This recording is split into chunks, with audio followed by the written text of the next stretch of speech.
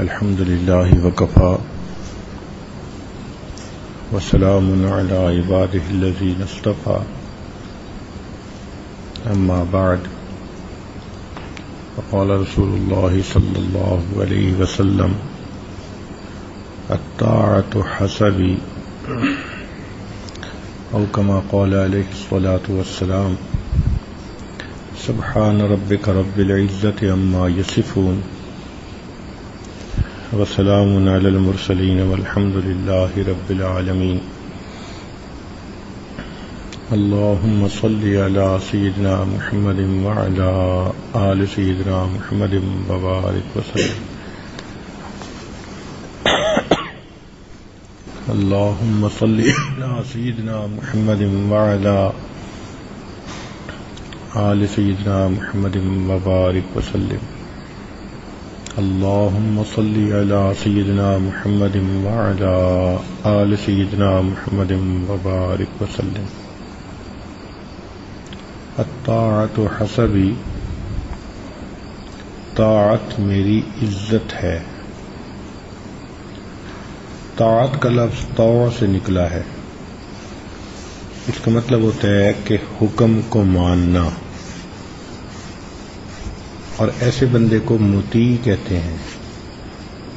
مطیع وہ انسان ہے جو نشاط قلب کے ساتھ کسی بندے کی بات کو مانے۔ ایک ہوتا ہے مارے باندھے کام کرنا، ایک ہوتا ہے دل کی خوشی کے ساتھ کسی کی بات کو ماننا۔ تو مطیع کہتے ہیں اس بندے کو جو صمیم قلب کے ساتھ، دل کے نشاط کے ساتھ خوش ہو کر کسی کی بات کو مان لے۔ اور حسب کا مطلب ہوتا ہے وہ بزرگی جو انسان کو اپنی صفات کی وجہ سے حاصل ہو۔ ایک بزرگی نسب کی وجہ سے ملتی ہے، جیسے سادات میں سے کوئی ہو، یہ بھی ایک بزرگی کی بات ہے کہ نبی علیہ الصلوۃ والسلام کے ساتھ اس کو اللہ تعالی نے ایک نسب کا تعلق عطا کر دیا۔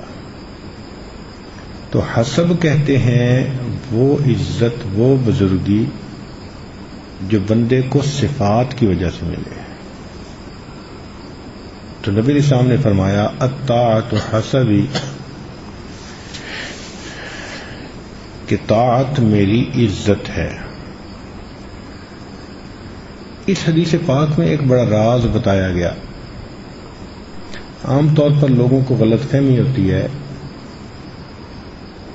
کہ تفوق میں عزت ہے، ہم دوسروں کے اوپر غالب آ جائیں، دوسروں سے آگے بڑھ جائیں، دوسرے ہمارے مطیع بن جائیں، اس میں ہماری عزت ہے۔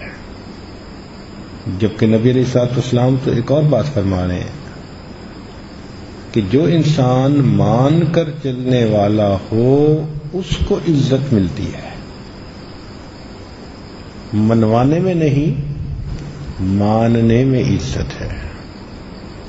اس لیے مومن مان کے چلتا ہے۔ ارشاد فرمایا اطیعوا اللہ واطیعوا الرسول واولی الامر منکم، اللہ تعالیٰ کی اطاعت کرو، اس کے رسول صلی اللہ علیہ وسلم کی اطاعت کرو، اور جو تم میں سے والی امر ہیں، ذمہ دار ہیں۔ چنانچہ اولی الامر دو طرح کے ہوتے ہیں۔ دین کا معاملہ آئے گا تو علماء، وقت کے فقیہ، مفتی حضرات، یہ اولی الامر ہوں گے۔ اور جہاں ملک کے انتظام کا معاملہ آئے گا تو جو حاکم وقت ہوگا اس کو اولی الامر کہیں گے۔ چنانچہ سیدنا عمر فاروق رضی اللہ تعالیٰ عنہ نے جب کوفہ شہر آباد کیا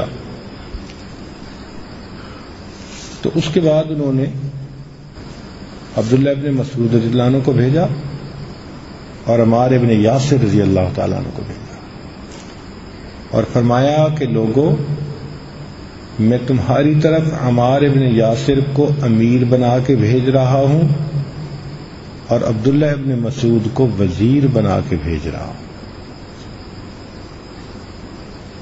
لیکن ان حکام کی بات تب مانی جائے گی جب شریعت و سنت کے مطابق ہوگی۔ لا طاعت لمخلوق فی معصیت الخالق، اللہ تعالیٰ کی نافرمانی میں مخلوق کی کوئی بات نہیں ماننی۔ اسی لیے اس آیت مبارکہ میں اطیع اللہ یعنی اللہ کی اطاعت، اس کے لیے مستقل اطیعوا کا لفظ ہے، وَأَطِيعُوا الرَّسُولَ، رسول اللہ علیہ وسلم کی اطاعت سے پہلے اطیعوا کا لفظ ہے، پھر اولی الامر سے پہلے اطیعوا کا لفظ نہیں آیا۔ وہ اس لیے نہیں لیا کہ اگر یہ اللہ اور اس کے رسول صلی اللہ علیہ وسلم کے حکم پر چلتے رہیں گے تو تم اطاعت کرتے رہنا، چلنا چھوڑ دیں گے تو تمہارے اوپر اطاعت بھی ضروری نہیں۔ تو مومن مان کے چلتا ہے۔ دیکھیں، ایک ہوتا ہے نماز کا امام، جو عمل وہ کر رہا ہو مقتدی کے لیے وہ کرنا ضروری، اگر نہیں کرے گا تو اس کی نماز باطل ہو جائے گی۔ اگر امام رکوع کر رہا ہے، سجود کر رہا ہے اور مقتدی صاحب کہیں کہ آج ہم قیام کے بعد سیدھا اتحیات میں چلے جائیں گے تو اس کی نماز نہیں قبول ہوگی۔ جو امام کر رہا ہے اس کو کرنا پڑے گا، اطاعت کرنی پڑے گی۔ تو جس طرح نماز میں ہمارے امام ہوتے ہیں، ان کے پیچھے چلنا، ویسا کرنا ہم پہ ضروری ہوتا ہے، اسی طرح نبی علیہ الصلوۃ والسلام ہماری 24 گھنٹے کی زندگی کے امام ہیں۔ ہمیں کھانا ان کے طریقے کے مطابق، پینا ان کے طریقے کے مطابق، لباس، گفتار، کردار، میل جول، ہر چیز ہم نے نبی علیہ الصلوۃ والسلام کے طریقے کے مطابق کرنی ہے۔ اس لیے مومن کو ہر وقت یہ فکر رہتی ہے کہ میں ایک ایک عمل میں نبی علیہ الصلوۃ والسلام کے طریقے کو اپناؤں، اور جو اپنا لیتا ہے وہ اللہ تعالیٰ کا محبوب بن جاتا ہے۔ اس کی مثال یوں سمجھیں کہ جب شادی ہوتی ہے تو یوں سمجھا جاتا ہے کہ دلہن کے جس عضو بدن پر زیور پہنا دیا جائے گا وہ عضو خوبصورت لگے گا۔ مثلاً انگلیوں میں انگوٹھیاں پہنے گی تو انگلیاں خوبصورت نظر آئیں گی، بازوؤں پہ چوڑیاں پہن لے گی تو بازو خوبصورت نظر آئیں گے، گلے میں ہار ڈال لے گی تو گلا خوبصورت نظر آئے گا، کانوں کے اندر اگر کچھ لٹکا لے گی تو وہ کان خوبصورت۔ غرض یہ سمجھا جاتا ہے کہ جس عضو پہ اس نے زیور پہن لیا، خامن کی نظر میں وہ عضو خوبصورت بن جائے گا۔ بالکل یہی مثال ہے کہ مومن اپنے جس عضو کو سنت کے مطابق بنا لیتا ہے اس کا وہ عضو بدن اللہ رب العزت کی نظر میں خوبصورت ہو جاتا ہے۔ اس لیے جو متبع سنت ہوتا ہے اللہ تعالیٰ سے محبت فرماتے ہیں۔ ارشاد فرمایا قل ان کنتم تحبون اللہ فاتبعونی یحببکم اللہ، فرما دیجئے اگر تم اللہ سے محبت کرتے ہو میری اتباع کرو، اللہ تعالیٰ تم سے محبت فرمائیں گے۔ تو سچی بات تو یہی ہے کہ جس چیز کی نسبت نبی علیہ الصلوۃ والسلام کے ساتھ جا کر جڑ گئی وہی خوبصورت بن گئی۔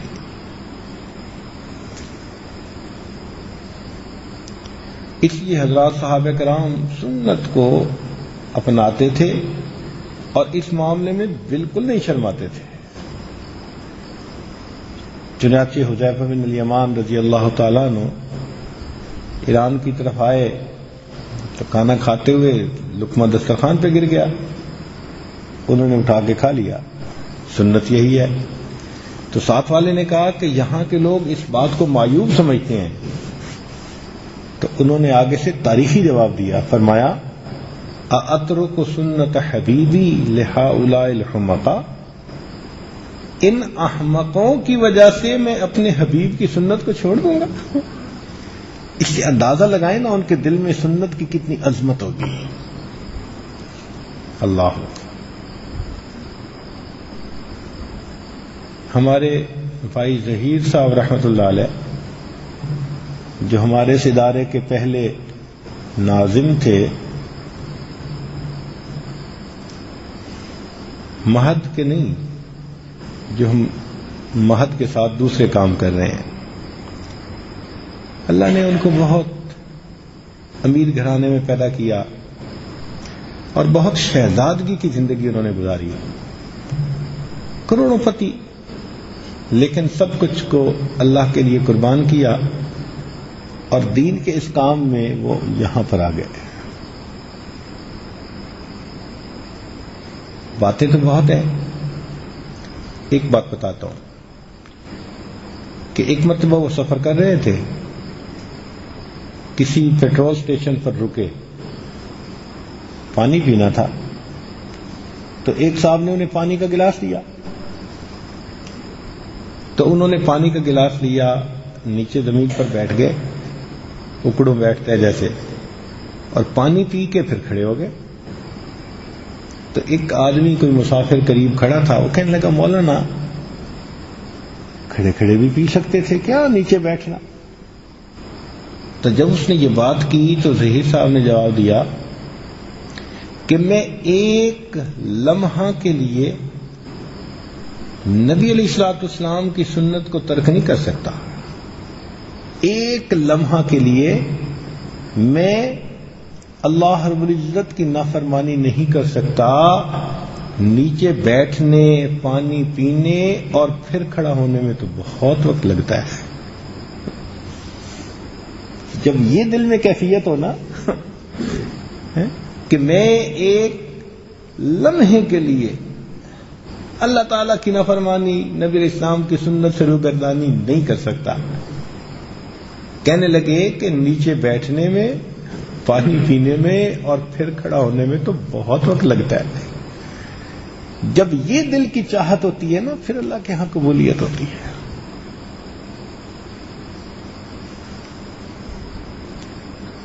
تو نبی علیہ الصلوۃ والسلام کی ایک ایک سنت پر محبت کے ساتھ عمل کرنا، اس لیے صحابہ رضی اللہ تعالیٰ عنہم، ان سے نبی علیہ الصلوۃ والسلام نے ایک عہد لیا، بیعت لی. کس مقصد پر؟ اسمعوا و اطیعوا، کہ تم جو سنو گے اس پر عمل کرو گے، اس کو مانو گے. آج اگر آپ کسی سے بات کریں، آگے سے جواب ملتا ہے میں سب جانتا ہوں. پھر جاننے کی تو آج کمی نہیں، ماننے کی کمی ہے. آپ یہ سوچو کہ جتنا آپ جانتے ہو اس میں سے مانتے کتنا ہو. قیامت کے دن تو یہی سوال پوچھا جائے گا نا کہ تم نے اپنے علم پر کتنا عمل کیا. یہ تو نہیں پوچھیں گے کہ تم نے کتنا علم حاصل کیا، نہیں، جتنا علم بھی حاصل کیا اس پر عمل کتنا کیا. تو صحابہ رضی اللہ تعالیٰ عنہ نے یہ بیعت کی، اور واقعی آج کے دور کے نوجوانوں کو بھی یہ چیز سکھانے کی ضرورت ہے. یہ سنتے بہت کچھ ہیں، کرتے اپنی مرضی ہیں. کتنی اچھی باتیں ان کو ماں بتاتی ہے، باپ بتاتا ہے، بڑے بتاتے ہیں، اساتذہ بتاتے ہیں. ہر بات کو مانتے ہیں؟ نہیں مانتے. سن لیتے ہیں، کرتے وہی ہیں جو مرضی ہوتی ہے.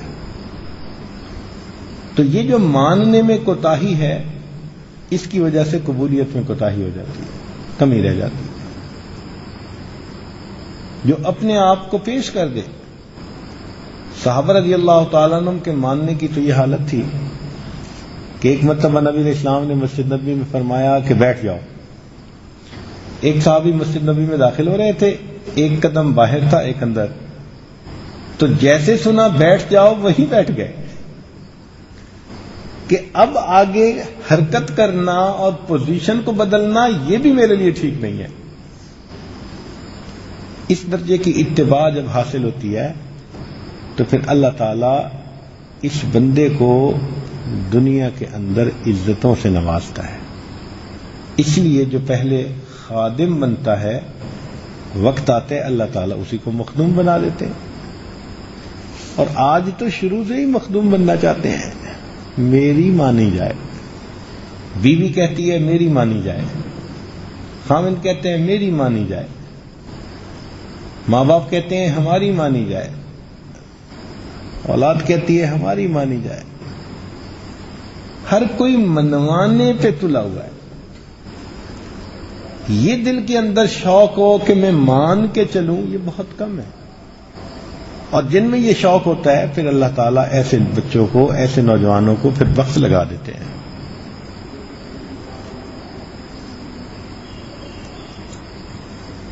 جب صحابہ رضی اللہ تعالیٰ عنہ نبی علیہ الصلوۃ والسلام کے ساتھ مکہ مکرمہ کی طرف روانہ ہوئے، نبی علیہ الصلوۃ والسلام نے خواب دیکھا کہ ہم بیت اللہ کا طواف کر رہے ہیں. طبیعت تو پہلے ہی اداس تھی، بچھڑے ہوئے تھے مکہ بیت اللہ سے، تو نبی علیہ السلام نے صحابہ کو یہ بتا دیا. صحابہ نے بھی تیاری کر لی. چنانچہ نبی علیہ السلام مکہ مکرمہ کی طرف روانہ ہو گئے اور صحابہ آ کے ساتھ ساتھ ملتے رہے. مکہ مکرمہ سے کوئی 18 میل دور ایک جگہ جس کا نام تھا حدیبیہ، نبی علیہ السلام نے وہاں قیام فرمایا. 1000 صحابہ کرام بھی ساتھ تھے. ادھر سے قریش مکہ کو پتہ چلا. انہوں نے کہا کہ بھئی اگر یہ اس طرح آ گئے تو ہماری تو چودراہٹ ختم ہو جائے گی. یہ جو ناک ہوتا ہے نا یہ بھی عجیب چیز ہے. اور جو کہتے ہیں نا میری ناک اونچی رہے، اللہ اسی کی ناک کو موم کی ناک بناتے ہیں. ہر کوئی اس کو جو ہے نا ٹیڑھا کرتا ہے، اس کی ناک کو نیچا کر دکھاتے ہیں اللہ. تو قریش مکہ نے کہا کہ بھئی یہ کیسے ہو سکتا ہے کہ اتنے آرام سے یہ آئیں اور طواف کر کے چلے جائیں، عمرہ کر کے چلے جائیں. لہذا بندوں کو بھیجو اور ان کو روکو. نبی علیہ الصلوۃ والسلام نے عثمان غنی رضی اللہ تعالیٰ عنہ کو بھیجا کہ وہ جائیں اور جا کر قریش مکہ سے بات کریں، بھئی ہم لڑنے کے لیے نہیں آئے، ہم جنگ نہیں چاہتے، ہم ایک عبادت کرنا چاہتے ہیں. اب آپ لوگ مہربانی کرو ہمیں وہ عبادت کرنے دو. وہ مانتے نہیں تھے. تو عثمان غنی رضی اللہ تعالیٰ عنہ کو کافی دن لگ گئے، کئی دن لگ گئے وہاں پر. اس دوران انہوں نے آفر بھی کی. عثمان غنی اللہ عنہ کو کہا آپ اگر طواف کرنا چاہتے ہیں تو آپ کر لیں، آپ کو نہیں ہم روکتے. ان کا واہ، میرے آقا تو وہاں بیٹھے ہو اور میں یہاں طواف کروں، کیسے ہو سکتا ہے؟ اتنے میں خبر مشہور ہو گئی کہ عثمان غنی اللہ عنہ کو شہید کر دیا گیا. جب نبی علیہ السلام نے سنا تو آپ نے اللہ رب العزت کے حکم پر صحابہ سے بیعت لینی شروع کر دی کہ اب ہم ان کے ساتھ لڑیں گے، نمٹیں گے اور ان کو سبق سکھائیں گے. اس بیعت کو بیعت رضوان کہا جاتا ہے. ایک درخت تھا کیکر کا، اس کے نیچے بیٹھ کر نبی علیہ السلام نے یہ بیعت لی. سب صحابہ نے بیعت کی. سنان رضی اللہ تعالیٰ عنہ سب سے پہلے آگے بڑھے تھے، عبداللہ ابن عمر لانو، سلمہ لانو.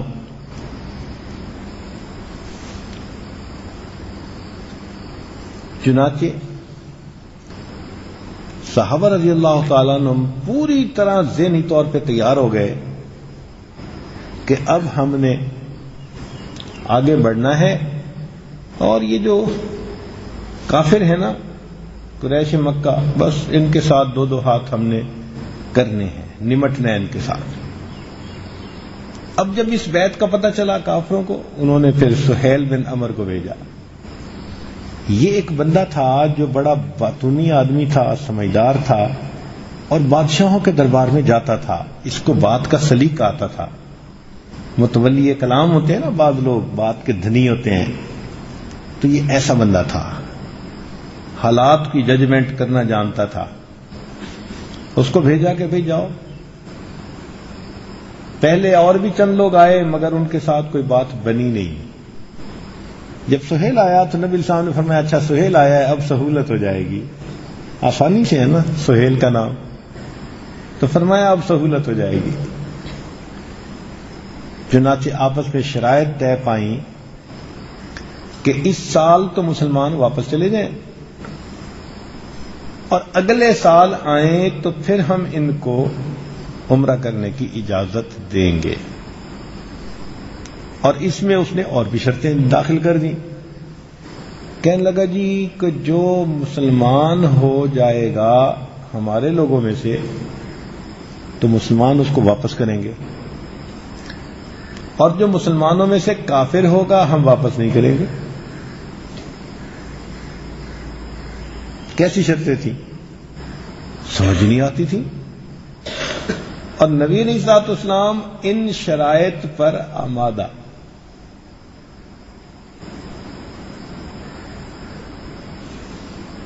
صحابہ رضی اللہ تعالیٰ عنہ کے اندر ایک ایمانی غیرت تھی، ان کو لگ رہا تھا کہ ہم اتنا دب کے کیوں ان کے ساتھ شرطیں کریں۔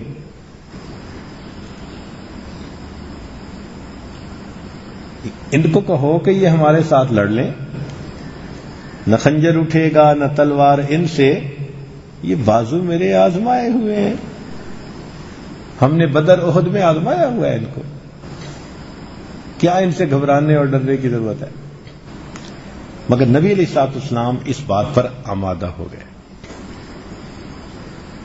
چنانچہ معاہدہ لکھا گیا۔ لکھنے والے حضرت علی رضی اللہ عنہ تھے۔ چنانچہ انہوں نے جب بسم اللہ لکھا تو اس پر بھی اس نے اعتراض کیا کہ بسمک اللہم لکھیں۔ خیر انہوں نے وہ لکھ دیا۔ اس کے بعد انہوں نے لکھا کہ یہ محمد الرسول اللہ صلی اللہ علیہ وسلم کی طرف سے اور قریش مکہ کی طرف سے ایک معاہدہ ہے۔ اس پر اس نے پھر پھڈا کیا، کہنے لگا جی اگر ہم ان کو رسول اللہ سمجھ لیتے، مان لیتے تو جھگڑا ہی کیا تھا؟ تو محمد الرسول اللہ کی بجائے محمد بن عبداللہ لکھے۔ نبی علیہ السلام نے کہا کہ کر لو۔ اب علی رضی اللہ عنہ کے لیے بڑا مشکل کہ محمد الرسول اللہ لکھا ہوا ہو اور اس کو وہ اپنے ہاتھوں سے کاٹ دیں۔ محبت چیز ہی ایسی ہوتی ہے۔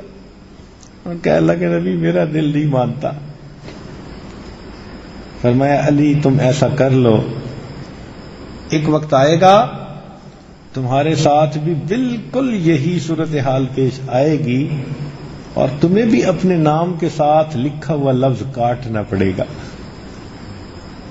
اور وہ بات جنگ صفین میں ہو بہو پیش آ گئی۔ خیر جب یہ معاہدہ لکھ دیا گیا تو اتنے میں سہیل کا اپنا بیٹا تھا، اس کا نام تھا ابو جندل، نوجوان تھا، اس کو سہیل نے گھر کے اندر باندھا ہوا تھا، مارتا تھا، پیٹتا تھا، سزا دیتا تھا۔ اس کو پتہ چلا کہ مسلمان اتنا قریب ہیں تو وہ کسی طرح چھوٹ چھٹا کے وہ بھی وہاں پہنچا، بیڑیاں بھی ساتھ ہیں اور آ گیا۔ جیسے آئے تو سہیل کہنے لگا کہ جی دیکھو معاہدہ ہمارا اگرچہ لکھا نہیں گیا، سائن نہیں ہوئے، طے تو ہو گیا ہے نا، لہذا یہ ہمیں واپس کرو. نبی علیہ الصلوۃ والسلام نے کہا کہ سہیل میری بات مان لو کہ ابو جندل کو میرے پاس رہنے دو. اس نے کہا نہیں، ہم تو معاہدہ ہی نہیں کریں گے پھر. اب یہاں ایک سبق ہے کہ بعض اوقات بڑے فائدے کی خاطر چھوٹے نقصانوں کو برداشت کر لیا جاتا ہے، اور یہ فقہی اصول و کلیات میں سے بھی ہے. جیسے کپڑے کی مارکیٹ ہے، اس میں ایک آدمی لوہے کی بھٹی بنا دے اور اس میں خوب دھواں ہوتا ہو اور لوگوں کے کپڑے خراب ہوتے ہوں، تو حکومت کو اختیار ہوگا وہ زبردستی اس بندے کی بھٹی کو بند کروائیں، کیونکہ دوسروں کا نقصان ہے اس میں. تو دیکھیے بڑے فائدے کی خاطر چھوٹے نقصان برداشت کر لیے جاتے ہیں.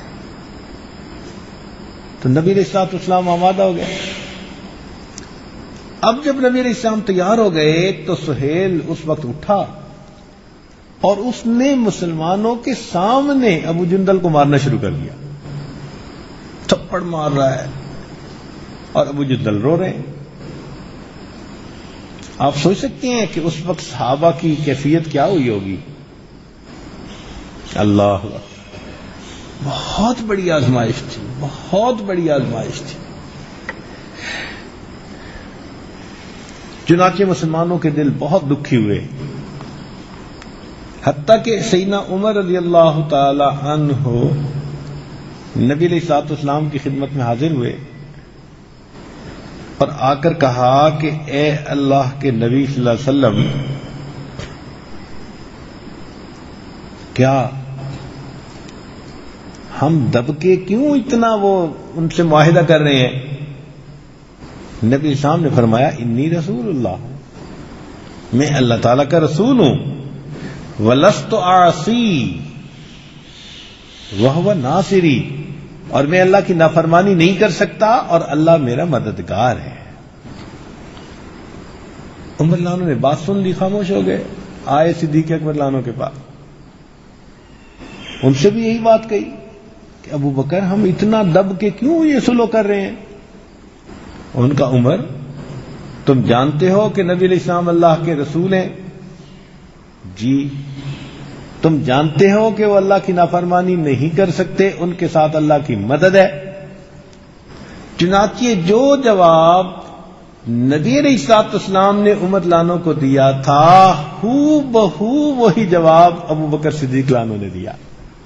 سوچ میں وحدت تھی، ایک سوچ تھی.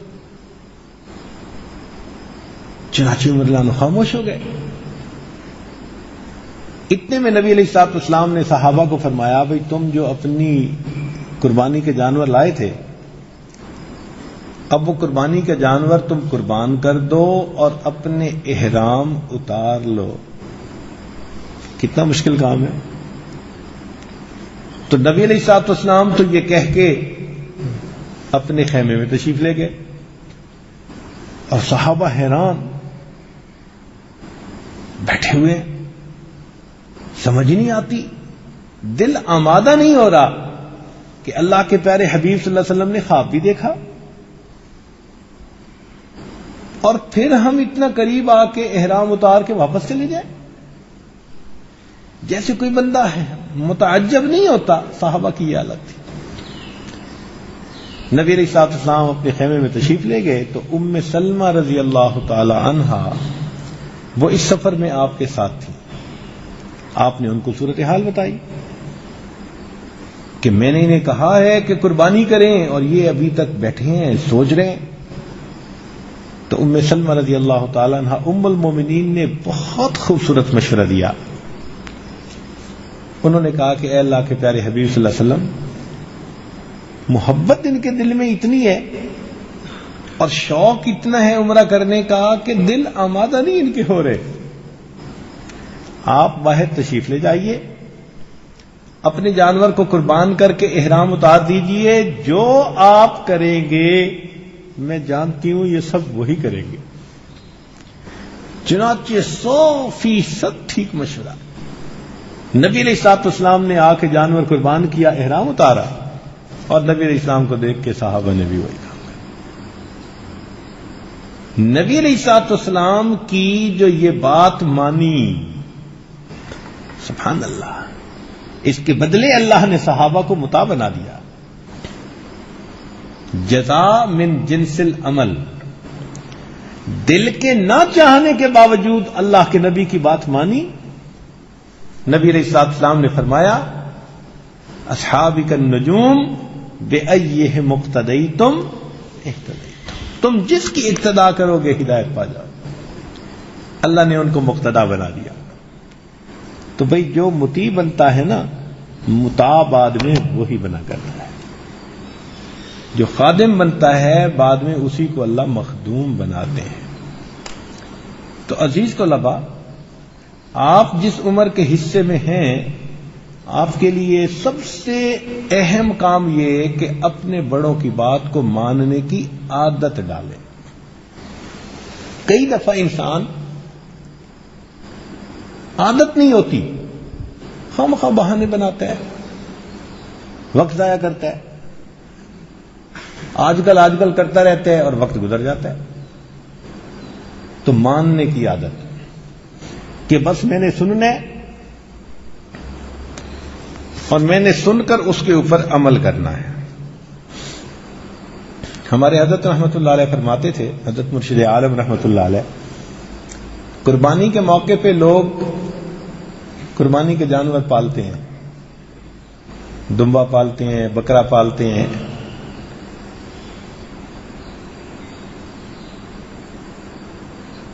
تو اس کو شام کو نہلا کے گلیوں میں چلتے ہیں ذرا تاکہ ان کی واک ہو جائے۔ تو ہم نے دیکھا کہ وہ رسی ہاتھ میں نہیں باندھتے لیتے، آگے آگے چل رہے ہوتے ہیں اور وہ جانور ان کے پیچھے پیچھے۔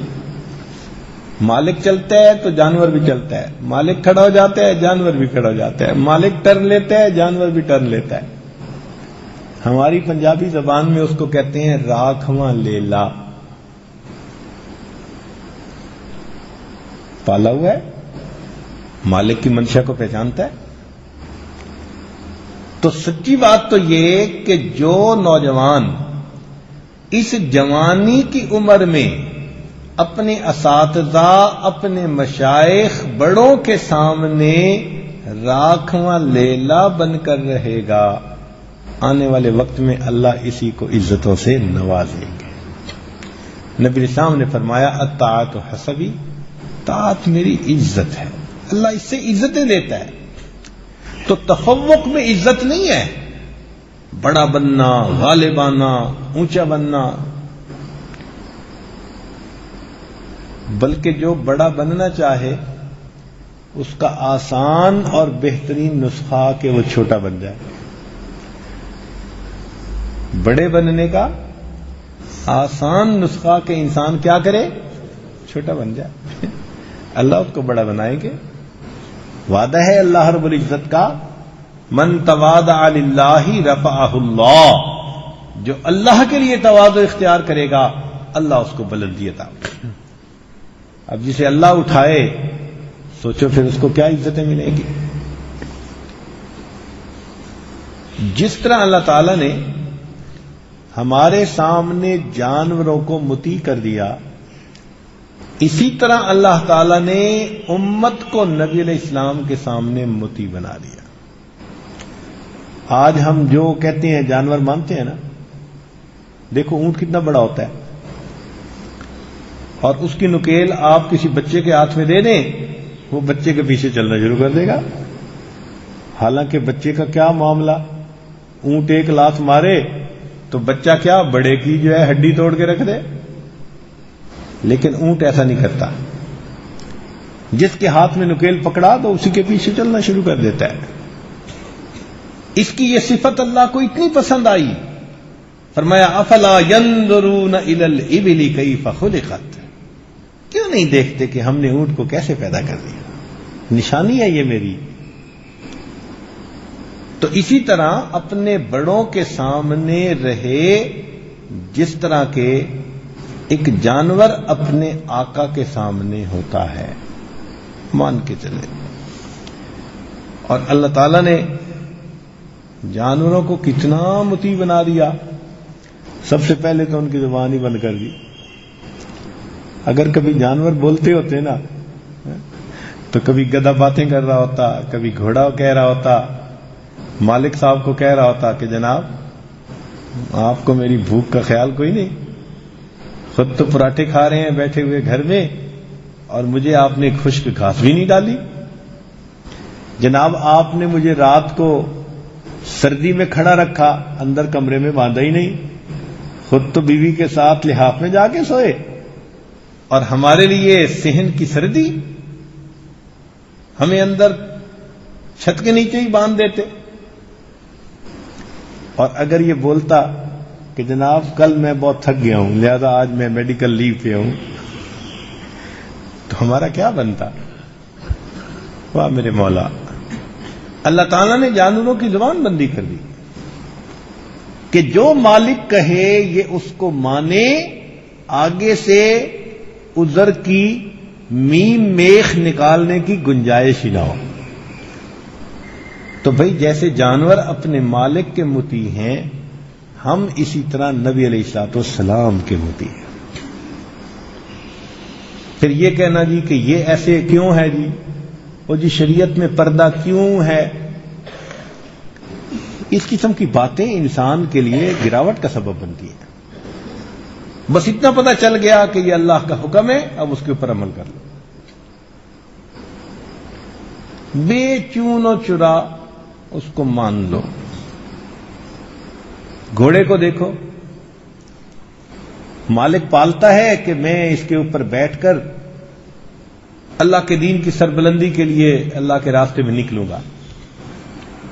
گھوڑا اس کا کتنا خیال کرتا ہے. مجاہد اگر گھوڑے پر بیٹھے اور ایڑی اس کو لگائے تو گھوڑا سامنے بھاگنا شروع کر دیتا ہے دشمن کی صفوں کی طرف. سامنے سے تیر آ رہے ہیں, نیزے آ رہے ہیں, مگر اس گھوڑے کے جسم پہ زخم لگ رہے ہیں, خون کے فوارے چھوٹ رہے ہیں, یہ واپس مڑ کے نہیں جاتا. اس کو پتہ ہے کہ میرے مالک نے مجھے پالا اسی وقت کے لیے تھا, اب میں اپنی جان اگر دے دوں گا مگر مالک کی میں اس اشارے کو پورا کر کے دکھاؤں. بھاگتا جاتا ہے دشمن کی صفوں کے اندر گھس جاتا ہے. تو گھوڑے پہ بھی تو زخم آتے ہیں, وار ہوتے ہیں گھوڑے پر, سب کچھ برداشت کرتا ہے مگر مالک کی فرما برداری. تو گھوڑے کی یہ فرما برداری اللہ تعالیٰ کو اتنی پسند آئی کہ اللہ رب العزت نے گھوڑے کے سموں سے, قدموں سے جو مٹی اڑتی ہے, قرآن مجید میں اس مٹی کی بھی قسمیں کھائیں. فرمایا والعادیات ضبحا فالموریات قدحا فالمغیرات صبحا.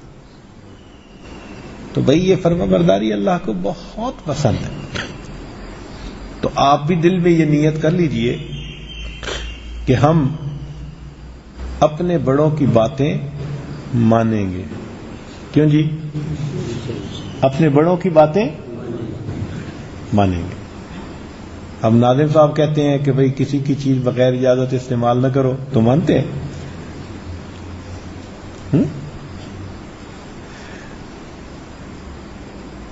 مانیں گے تو اس میں ہمیں اللہ عزت عطا فرمائے. تو نبی علیہ الصلوۃ والسلام کی ہر سنت پر عمل کرنا ہے, اپنے بڑوں کی بات ماننی ہے. اس ماننے میں اللہ نے ہماری عزت رکھ دی ہے. ماننے میں اللہ نے ہمارے لیے عزت رکھ دی ہے.